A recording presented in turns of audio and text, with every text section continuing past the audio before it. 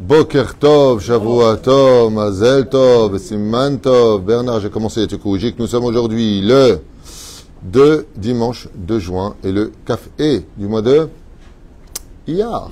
Eh oui, on n'est pas encore dans le mois de Sivan, ce mois si attendu pour recevoir la Torah Kedat Moshe ve Israël, Bezrat Hashem. Et pour cette merveilleuse journée, nous commençons avec un shiur, pas des moins importants, qui nous parle à tous, Bezrat Hashem, et ce pour toutes les générations.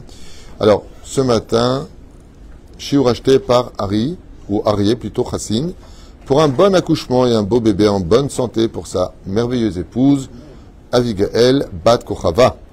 Bezrat Hashem, que Zchut HaTorah tagen ba'ader bechol asher la, ititena ledakala, atzacha varvacha.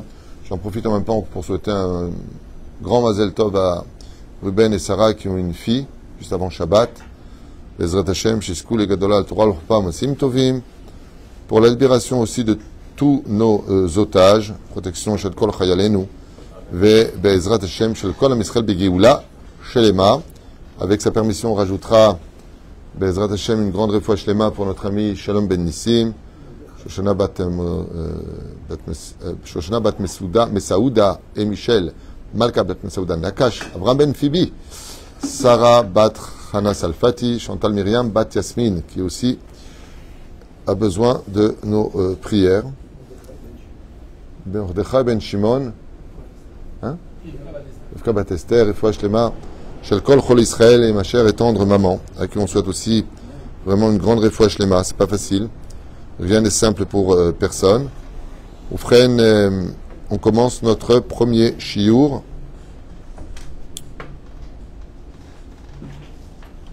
Attendez juste un instant. Top, je vois pas, tant pis. Elle m'a la saute. Si, j'ai trouvé. Réfoua Shlema aussi pour Yves Avraham Ben Léonie Luna, qui a besoin aussi des prières du peuple d'Israël. On commence tout de suite avec un clin d'œil de la paracha de Bechukotai, qui... moi, je suis Tzadik.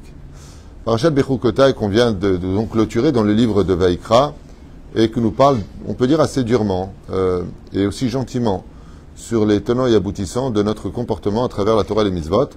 Et si vous avez bien remarqué, quelque chose d'assez incroyable, mais dans le monde des malédictions, on est plongé dans quelque chose d'assez curieux.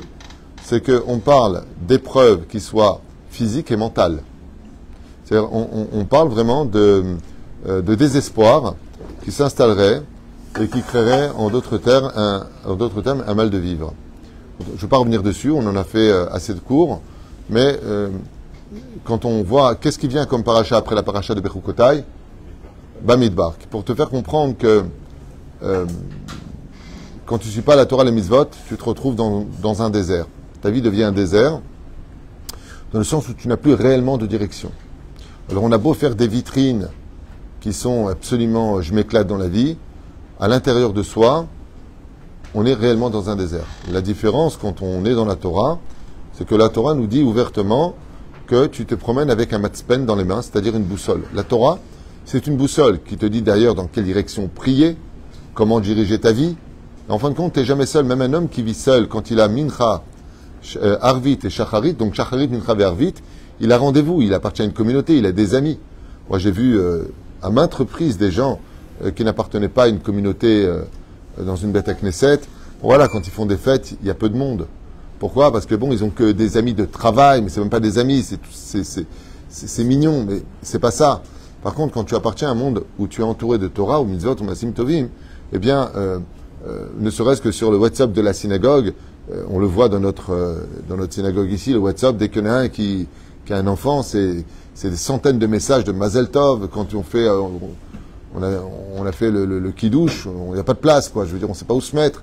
Tout le monde est là. On fait une bar mitzvah, on n'a pas besoin de distribuer, on met juste une carte d'invitation et toute la communauté vient parce que c'est une grande famille. Ce qui fait que la Torah nous apporte en réalité que des avantages. Hier, je parlais avec une fille qui s'est convertie au judaïsme et qui s'est mariée, qui a eu le bonheur de se marier, qu'on souhaite, Bezrat Hashem, de créer une belle famille juive avec un tzaddik, vraiment un garçon merveilleux. Et je leur disais que ils ont fait tchouva, donc elle s'est convertie, lui il a fait tchouva. Et je leur ai dit, mais comment on a pu vivre sans Torah? Comment on peut vivre sans Torah? Ben, comment on peut vivre sans Torah? La vie, elle n'a aucun sens. Tu t'assois, tu manges, tu as fini de manger, tu rôtes, tu t'en vas. C'est très proche de l'animal, tout ça. Ah, tu fais une etila, tu fais un petit lechem, tu fais un petit vartora, tu fais le birkat Amazon, ta vie prend un sens. Même quand tu mets tes pompes, les chaussures, ta vie, elle prend un sens. Tu mets la droite, tu mets la gauche, tu fermes la gauche, tu fermes la droite, je fais ce que je veux. Non. Il y a un sens à cela, parce que la droite représente la bonté dans ce monde, la gauche, la rigueur. Quand tu fais les choses comme ça, tu apportes sur toi la bonté, non pas la rigueur. C'est des petits détails qui mêlent de la spiritualité, de la lumière dans le monde obscur dans lequel on vit, pour lequel on passe notre temps à courir après des choses qui sont plutôt vaines. Et donc, ça, cet extraordinaire clin d'œil que nous fait cette paracha de passer de Bechukotay à Bamidbar, c'est aussi une mise en garde que, malheureusement, comme l'appelait Maran Arav Kook, le livre de Bamidbar nous a donné un surnom. On appelle ça le livre des catastrophes, parce que toutes les catastrophes et les rébellions ont eu lieu dans cette paracha, dans ce livre-là, le livre de Bamidbar. Pourquoi? Le Zohar HaKadosh nous dit, parce que, écoutez bien la suite, c'est très important pour le cours, parce que le désert, c'est le lieu des Shedim. C'est là où vivent les démons. Ce qui fait que dans l'absolu, on ne pourrait pas reprocher à Israël d'avoir fauté dans le désert. Pourquoi? Parce qu'ils sont entrés dans le nid de la folie. Là où là-bas, il n'y a pas de pitié, là où là-bas, on remet que des marloquettes, on remet tout le monde en question. Le désert est un endroit qui n'est pas fait pour les hommes. C'est aride. Et alors, en quoi ça me rajoute? Ah, d'accord. Et là aussi, mais c'est pas un désert. Oufren, on dit c'est chaud, il y a plein d'endroits qui sont chauds. Hein? Oufren, la Torah nous met en garde que une fois qu'elle nous a donné ces conditions, elle te dit, c'est simple, la vie est un désert, mais si tu as une terre, tu sais où tu vas. Si tu es en France, si tu es aux États-Unis, si tu es en Angleterre, tout ça pour venir en Israël, alors tu sais pourquoi tu es là-bas. Ton but, c'est de venir sur ta terre, rejoindre ta terre, concrétiser ta nation. Comme j'ai dit à quelqu'un qui m'a dit, qu'est-ce que je fais? Je reste, je repars, je fais quoi? C'est pas compliqué. Si tu repars en France, c'est pour créer ta famille. Si tu restes en Israël, c'est pour créer ta nation. On va dire, c'est plus large. Je dis, les épérouches à la barre pour lequel, Bezrat Hashem Barach, la vie peut devenir un désert, mais malgré le fait qu'on reprenne les choses à zéro, eh bien, nous puissions arriver à vivre quelque chose de sensationnel. La question est de savoir pourquoi. Pourquoi, Béhémet, même celui qui a tout en dehors de la Torah, sera toujours à la poursuite du diamant vert. Toujours quelque chose à chercher. Toujours encore une boîte de plus, un voyage de plus, un restaurant de plus. Quelque chose encore et encore et encore et encore et encore. Lama, ma siba. Comme l'a dit le roi Salomon. Même s'il a 412, il voudra 812. Et il a 812, il voudra 1612. Et ainsi de suite, 32 000 roues.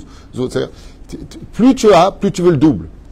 Mais comment il dit le roi Salomon dans Kohelet, il dit, et il mourra même pas rassasié à 50%. C'est-à-dire, en sauf la ch'touillotte. Il n'y a pas de fin à tout cela. Pourquoi? Parce que le créateur du monde, comme l'a expliqué d'ailleurs le Rabbi de Lubavitch, quand il a créé l'âme juive, il a créé pour une mission précise. C'est-à-dire que, on va dire que dans le puzzle de l'histoire, le tavnit, le moule dans lequel Am Israël s'emboîte, c'est les 613 mitzvot de la Torah. 613 mitzvot de la Torah qui se divisent, comme vous le savez, avec 248 membres, 365 tendons. Le nom d'Hachem qui est sur nous, les tfilin, le talit, le shabbat, tout ce qui représente notre identité. Im bechukotay telechu. Si vous pratiquez la Torah, les mitzvot. Im bechukotay telechu. Et ainsi donc, on peut constater que donc si le moule dans lequel nous rentrons correspond à l'assimilation, le juif ne peut pas s'incorporer. Et s'il insiste, c'est le moule lui-même qui va l'éjecter. Ce qui fait que des fois, le créateur du monde, il envoie des signes aux juifs pour qu'ils fassent teshuva et comprennent qu'il a deux missions en tant que juif, laquelle? D'être une nation et une nation pieuse, parce que ça ne suffit pas d'être une nation, le but de monter en Israël c'est de s'élever, mais s'il insiste pour dire que malgré tout sa forme peut rentrer dans ce moule, c'est le moule lui-même qui va l'éjecter. C'est le pays lui-même qui va lui dire, ça juif dégage. Pourquoi? Pour lui rappeler qu'il a une autre mission. Et c'est ce qu'on aura constamment constaté, que le Zohar nous rapporte que la raison pour laquelle les Juifs ont constamment été déplacés de pays en pays, on appelle ça d'ailleurs le Juif errant, c'est pour ne pas qu'il s'installe. Pour ne pas que le Juif puisse poser définitivement sa valise. Pourquoi? Pour lui dire, n'oublie pas, n'oublie pas Jérusalem. Des Pérouche là-bas. Dans l'Haftara de Bechukotai, d'ailleurs, merveilleuse Haftara de Jérémie, hein, dans le Siman Tet Zayin, les deux derniers versets sont un résumé de ce qu'on vient de dire. Mikve Israël, Adonai kol osvecha yevoshu. Dieu nous met en garde. Vous, Israël, donc on parle de Mikve Israël, la nation sainte d'Israël, la nation qui est réunie dans la pureté de l'eau et de la Torah, il nous dit Mikve Israël, kol osvecha yevoshu. Toutes les personnes qui te laisseront tomber seront perdues. C'est-à-dire que quand on quitte le chemin de la Torah, ben, on est perdu. Pourquoi? On ne se fie qu'à soi-même. Et qu'est-ce qu'on a lu? Maudit le juif, comme c'est marqué ici juste avant, c'est quelque chose de très très dur ce qui est marqué ici. Il y a marqué, juste un instant, je ne me rappelle plus où je l'ai lu, Ah, c'est pas le même livre, c'est pour ça que je ne le retrouve pas facilement. Oh. Ko, Amar Adonai, Arur Gever, il n'y a pas marqué maudit les juifs, il y a marqué maudit l'homme. Asher Iftar Ba'adam, qui a mis sa foi et sa confiance en l'homme, ouais, Vesam Basar Zero, ou Min Adonai Yasur Libo, et donc qui s'est appuyé sur le bras de l'autre et qui a retiré sa confiance de Dieu. Par contre, il dit Va'aya ke ar ba'arava velo yir'e ki avotov v'shacham charirim bamidbar eres melecha velo teshev baruch hageber asher iftar b'Adonai va'aya Adonai miftacho. Par contre, heureux est le sort de celui qui a mis sa confiance en Dieu, car Dieu aussi peut enfin compter sur lui. Vaya Hashem miftacho. Ce qu'on dit d'ailleurs dans le Birkat Amazon, heureux est l'homme qui a mis sa confiance en Dieu. C'est pour ça d'ailleurs que je dis souvent, c'est dommage qu'en politique, on veut constamment se justifier vis-à-vis des nations du monde, on veut constamment plaire à Biden et à Paiten et à Daiden et à... Il faut plaire à Dieu. C'est marqué ici noir sur blanc. Il faut plaire à Dieu. Il faut avoir confiance en Dieu. Mais c'est Pérouche là-bas. Maintenant qu'on a compris ça, hein, regardez ce que nous dit le verset. Refaeni Adonai verafe oshieni veivashea ki teilati ata. Guéris-moi. Écoutez bien, les mots ils sont très forts ici. Hachem, verafe, et je serai guéri. Oshieni, sauve-moi. Veivashea, et je serai sauvé. Ki teilati ata, car tu es ma louange. En d'autres termes, ici on vient dire à Kadosh Baruch Hu de venir nous soigner. Mais de quoi il peut nous soigner? De quoi il peut nous soigner? De toute assimilation qui nous ferait comprendre quelque chose d'assez effroyable, nous dit Yirmiyahu, donc Jérémie, qu'un juif qui n'est pas dans la Torah et les mitzvot, c'est une âme qui est malade. Et c'est pour ça que la paracha de Bechukotai nous envoie dans le désert. Peroucha Davar, je vous enverrai, si vous ne faites pas Torah et les mitzvot, je ne sais pas que je vous enverrai, vous allez provoquer que viennent sur vous des situations décourageantes, déstabilisantes, défaisantes et de qui plus est, troublantes.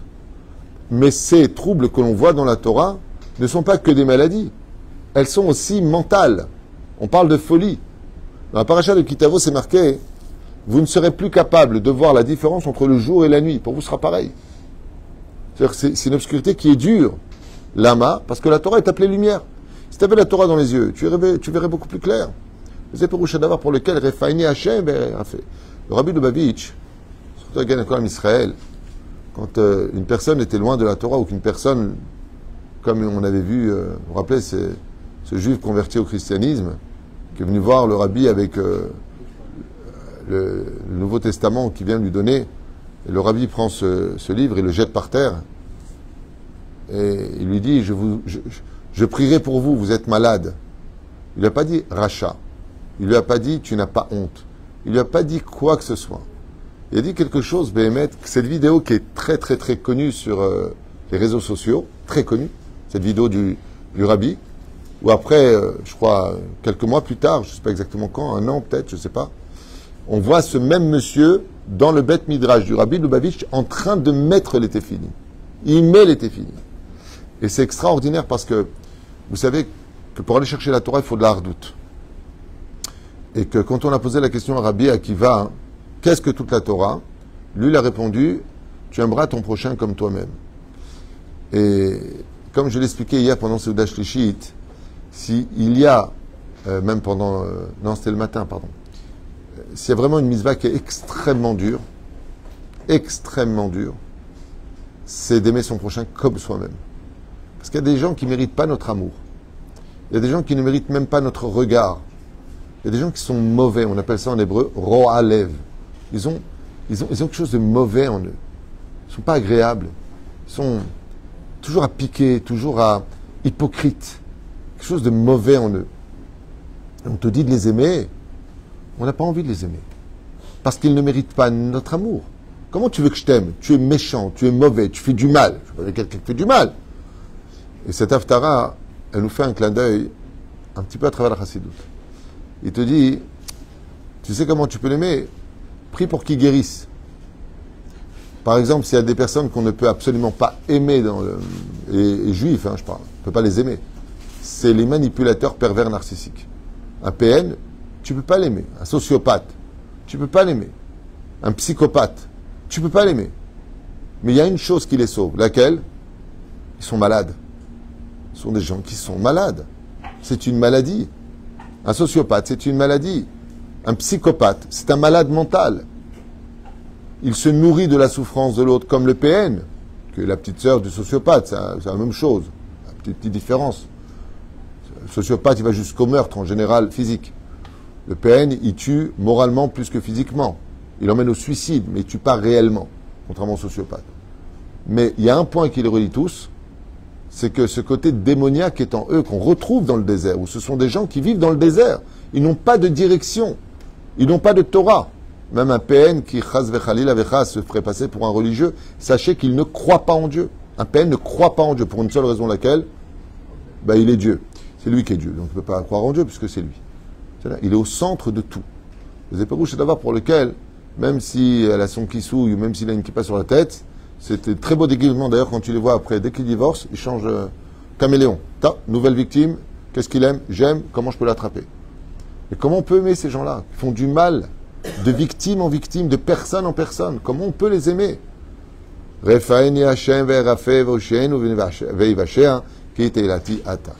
Akadosh Baruch Hu nous donne un clin d'œil ici, pour nous préparer à cette fête, de Sivan, d'être même capable d'aimer ceux qui nous font du mal, ceux qui mettent des embrouilles dans les familles, qui montrent un côté, bon, viens, on leur parle, mais qui en réalité dit, ah, t'as vu?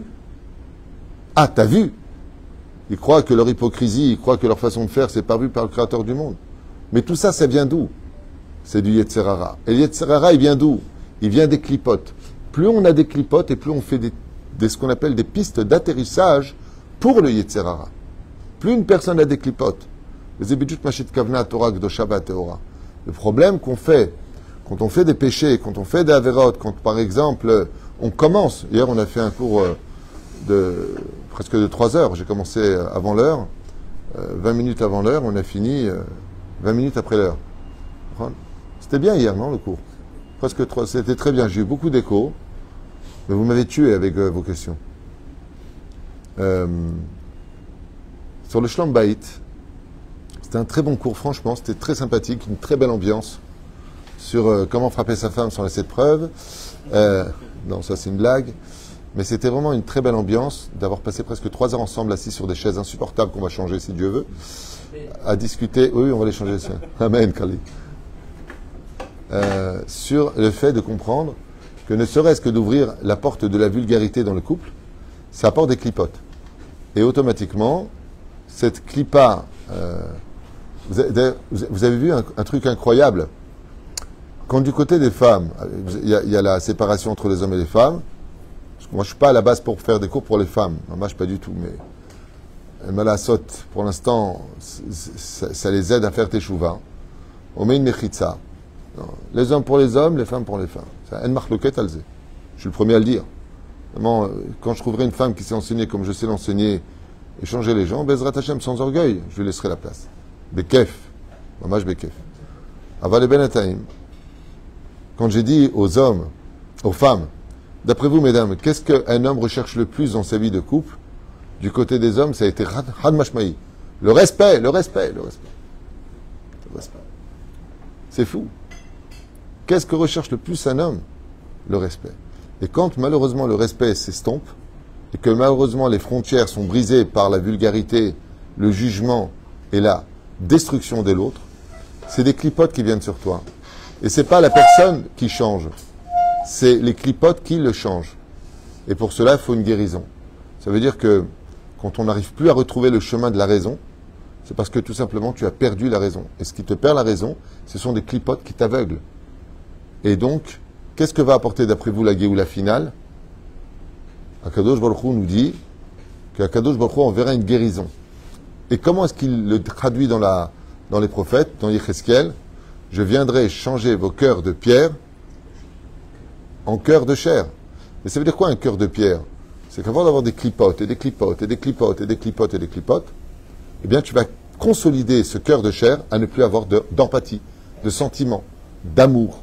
Tu n'es plus capable de rien. Parce que tu es à la recherche de ta personnalité qui s'est complètement assimilée dans un monde de clipotes qui t'empêche de devenir enfin le vrai toi qui est à l'intérieur, que tu cherches à fuir. Parce que toi-même, tu ne te reconnais plus. Et comme tu ne te reconnais plus et que tu es malade, tu dis à l'autre, regarde ce que tu as fait de moi.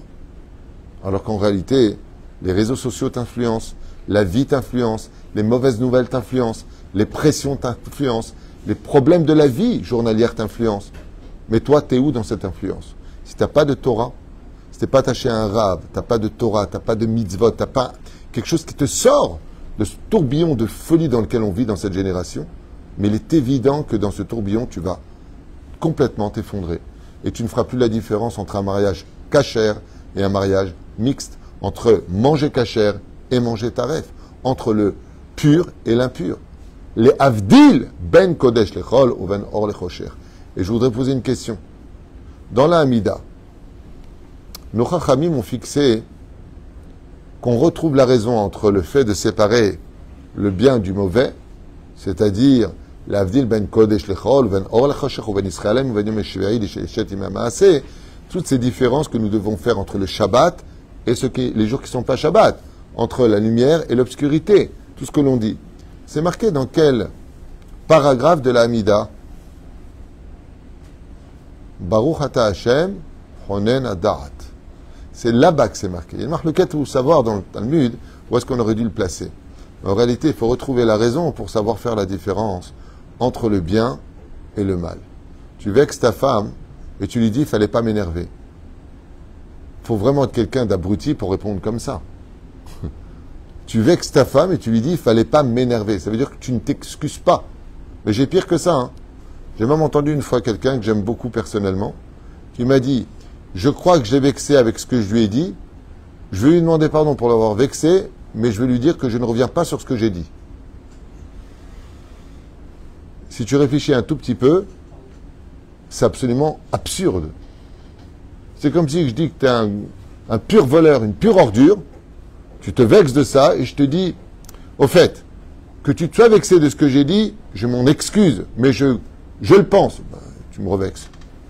Il faut vraiment avoir un problème de clipote pour penser comme ça. Quand tu viens dire à une personne, je m'excuse de t'avoir vexé, mes mots ont dépassé ma pensée, éventuellement. Ou alors je ne pensais pas ce que je disais. Ou alors de dire, j'étais énervé. Cache-toi derrière une hypocrisie. Parce que quand on est énervé, d'après on dit ce qu'on pense. Comme ça dit la Gemara. Tu reconnais une personne sur trois choses, dans son argent, dans sa colère et quand il boit. Là-bas, il dit que des vérités. La reine, qui est toute sa misée, le créateur du monde, Bezrat Hashem, vient nous dire que la Torah est un médicament. La Torah cache en elle un médicament qui va te permettre de retrouver un sens à ta vie.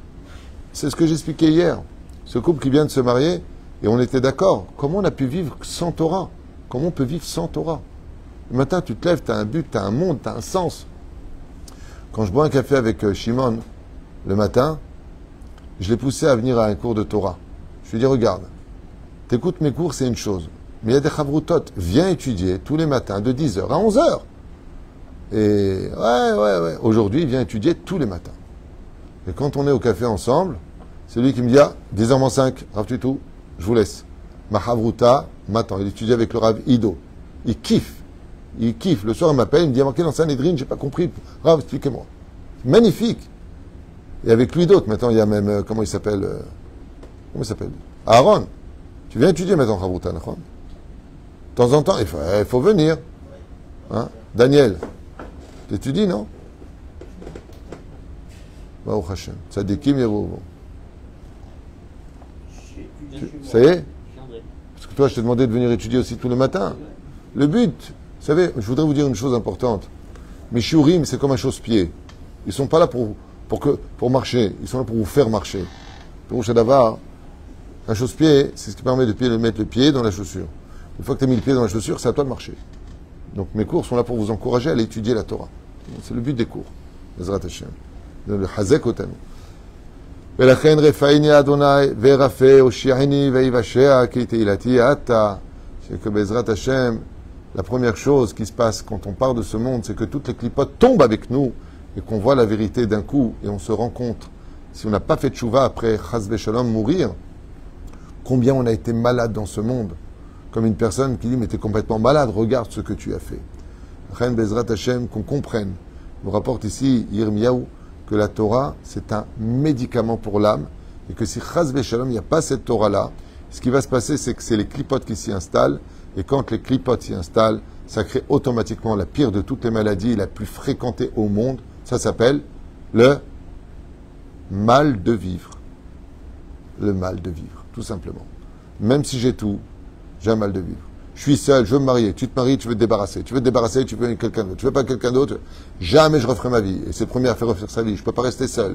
J'ai besoin de ceci, j'ai besoin de cela. Je veux travailler, j'en peux plus de mon travail. Mais qu'est-ce que tu veux? Tout ce que tu veux, une fois que tu l'as, t'en veux pas. Comme on dit certaines personnes, je sais pas si c'est déjà arrivé Lionel, mais ça m'est souvent arrivé de dire au bureau aux gens, en fin de compte, tu veux que ce que tu n'as pas, et une fois que tu l'as, tu n'en veux plus. Ouais, c'est vrai. On est à la recherche de quelque chose.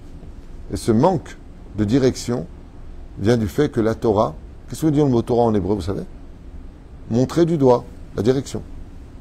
Les harot, moré, Torah. Zéperouche là-bas. C'est une direction. Quand on vit dans la Torah, c'est une direction. Hier, il y a eu des conflits sympathiques entre les hommes et les femmes. Lui veut ça, la femme veut pas. Qui décide? Alors la femme donne ses arguments, l'homme donne ses arguments, et j'aurais dit, bon irément meret à Torah. Voyons ce que dit la Torah. Et on voit que la Torah, elle est capable de résoudre tous les problèmes maladifs de l'orgueil et de l'incompréhension des couples. Quand tu poses la question à la Torah, elle te dit quoi faire. Et ça, c'est ce qu'il y a de plus important à retenir pour nous, c'est que Bezrat Hashem, on a un srout d'être juif, on a un mérite extraordinaire d'être juif, on a un mérite extraordinaire de vivre dans ce pays qui est le plus discuté du monde et le plus petit pays du monde. Le plus discuté du monde. Vous vous rendez compte que toutes les informations ne parlent que des Juifs et des 40 km² de la bande de Gaza, quoi. C'est un truc de malade. Ils ne parlent pas de ce qui se passe dans les banlieues, ils ne parlent pas des viols de leur pays, ils parlent rien. Il n'y a rien qui les intéresse. Dans le monde entier, on les yeux rivés sur nous. Le monde entier. Quelle sroute d'être juif. Waouh! Les gens, ils donneraient n'importe quoi pour qu'on parle de nous. On ne veut pas qu'on parle de nous, mais on parle que de nous. C'est fou. La reine Ketotsamizé, Bezrat Hashem, celui qui veut guérir, surtout dans cette génération compliquée, remplie de jugements et de préjugés, qui vivent dans la Torah, et voire même plus que ça encore, qui s'entourent de Torah. Et il sera capable de vivre la plus dure de toutes les mitzvot, celle d'être capable d'aimer l'autre comme soi-même. Pourquoi? Parce que si je vois une personne qui est malade, je ne peux pas lui en vouloir. Donc qu'est-ce qu'il me reste à faire pour lui? Prier. Qui était ilati ata, car tu es ma louange. Comme le rabbi. Quand quelqu'un venait le voir et qu'il était agressif, ou que quelqu'un lui disait quoi que ce soit de dérangeant par rapport au savoir-vivre, il lui disait, quelqu'un lui a dit, c'est de l'idolâtrie, le rabbi. Il a répondu, Refoua Shlema. Refoua Shlema. Pour parler comme ça, hein, c'est Refoua Shlema. Je ne parle pas de ceux qui vont, des fois, malheureusement, dans certaines situations, comme une fois, au Ouman, il y a une personne qui se dira, il a dit, il faut prier Rabbi Nachman directement. Daesh, Adabarazé ou Assour, et Rabbi Nachman ne l'a jamais dit une chose pareille. Jamais. Prie-moi directement, ça c'est Avodazara. Mais c'est une personne qui l'a dit, les Breslev que je connais, Baruch Hashem, il prie Dieu, il prie pas Rabbi Nachman. Il demande à Rabbi Nachman d'intercéder. Les Zederech HaTorah VaMitzvot. Et les gens qui pensent comme ça sont des gens qui ont un problème de clipote. Qu'est-ce que la Torah leur répond par rapport au fait que le monde entier veut donner Jérusalem aux Arabes, Jérusalem-Est. Jérusalem-Est, c'est considéré comme Jérusalem par rapport à nous qui focalisons notre vie sur Jérusalem. Je vais répondre à ta question. D'abord, c'est pas tout à fait juste. Jérusalem est discutée par le Vatican et par l'islam, parce qu'elle veut être la capitale des religions. Elle veut être la capitale des religions. C'est-à-dire qu'il y a de très curieux avec Jérusalem sur le domaine historique et politique, c'est que c'est une capitale sur laquelle les religions acceptent l'idée d'Israël. Allez, on est ensemble pour le coup. Pourquoi ? Parce que Jérusalem, c'est l'endroit du Beth Amikdash. Par exemple, il n'y a aucun rapport entre l'islam et Jérusalem, il faut le savoir. Il n'y a aucun rapport entre l'islam et Jérusalem. Si le mec il est islamique et qu'il étudie, il comprend ce qu'il raconte, il n'y a pas de rapport avec Al-Quds, comme il l'appelle, Jérusalem. Il n'y a pas de rapport. Après, ils ont fait des commentaires, l'âne de Momo, il serait venu là-bas, je ne sais pas ce qu'il raconte, peu importe, mais il n'y a pas de source. C'est la Mecque, c'est là-bas qu'il s'est dévoilé, c'est là-bas qu'ils ont fait la Hakba, tu vois ce que je veux te dire. Mais comme il y a eu le Beth Amikdash, et comme les Juifs étaient là-bas qui priaient Dieu, donc c'est une adresse, ce qui fait que le Vatican, il a son adresse, ils sont à Rome. À Rome, les temples Shaolin sont essentiellement en Chine. Mais qu'est-ce qu'ils veulent à Jérusalem? Ils veulent une réunification, le matin ça ne me vient pas, des religions pour dire qu'Israël, un peu à l'image de l'histoire de Hanouka, les Juifs peuvent s'installer à côté d'Aristote, mais ils ne sont pas au-dessus. Et nous, on ne dit pas qu'on est au-dessus. C'est la Torah qui dit qu'elle nous emmène au-dessus, pas nous. Donc la Torah dérange, et donc le peuple d'Israël dérange. C'est toute l'histoire de notre civilisation, mais tout ça va être très, très, très, très bientôt fini, je vous le dis. C'est très proche, on le sent vraiment cette fois plus que jamais. Quand, j'en sais rien, mais on sent vraiment qu'on arrive à un tournant de l'histoire où la folie devient absolument... on parle de maladie, vous avez entendu la nouvelle maladie? Comment ça s'appelle? LBCD, LGBT, etc. Ouais. Maintenant, il y a une nouvelle truc qui vient de sortir, c'est je suis un homme en hiver, je suis une femme en été, et le speaker lui dit, vous êtes quoi en automne? Il dit, je ne sais pas encore. Où est-ce qu'on va, quoi, je veux dire? Chacun sa folie, mais où est-ce qu'on va? Encore une des plus grandes folies de cette génération, c'est que depuis toujours, la majorité l'emporte sur la minorité. Tous les détracteurs sont des minorités, et c'est eux qui mènent la baguette. C'est eux qui mènent la baguette. C'est un truc de fou ce qui se passe aujourd'hui. Pourquoi? Parce qu'il n'y a pas assez de Torah. Plus on étudiera la Torah, plus Bezrat Hashem, on se consolidera autour de la Torah des mitzvot. Maasim tovim, im bechukota telechu, venatati shalom ba'aretz ven ba'harid. Tu auras la paix sur tes frontières et tu auras la paix à la maison. Avec quoi? Avec plus de Torah, mitzvot, maasim tovim, car celui qui croit en la Torah, comme c'est marqué, maudit est l'homme qui a mis sa confiance en l'homme, et béni est l'homme qui a mis sa confiance en Dieu. Baruch Adonai l'olam. Amen ve amen.